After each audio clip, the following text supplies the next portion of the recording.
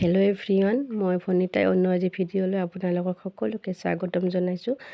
আজি মই সজিনা ফুলৰ এটা ৰেচিপি আপোনালোকক দেখুৱাম আৰু কেনেকুৱা হৈছে আপোনালোকে সকলোৱে জনাব। আৰু সজিনা ফুলটো দেহৰ কাৰণে বহুত বেছি ভাল। সজিনা ফুলত এ ভিটামিন থাকে আৰু বসন্ত কালৰ কাৰণে সজিনা ফুলটো বহুত বেছি ভাল। আৰু প্ৰথমতে মই কেৰাহীখন পাতি লৈছোঁ, তাতে অকণমান তেল দি কিনে অকণমান জিৰা ফুটাই দিছোঁ। তাৰপিছত পিঁয়াজ দিছোঁ, অকণমান এটা জলকীয়া দিছোঁ। তাৰপিছত পিঁয়াজখিনি ৰঙচুৱা হোৱাৰ পিছত অকণমান বিলাহী কাটি দিছোঁ। তাত বিলাহীখিনি ভাজি যোৱাৰ পিছত তাত মই মছলা অকণমান দিছোঁ। মছলা মানে অকণমান নিমখ, অকণমান ৰং গুড়া আৰু অকণমান জিৰা গুড়ি।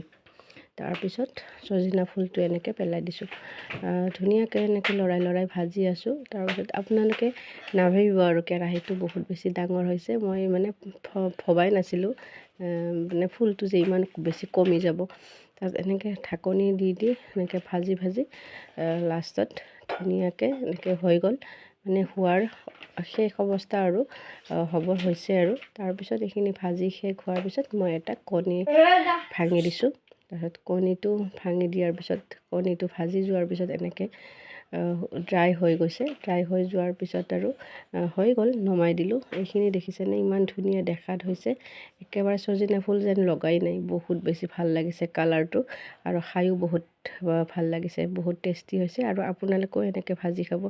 ভিডিঅ'টো ভাল পালে লাইক কমেণ্ট কৰিব। Thank U.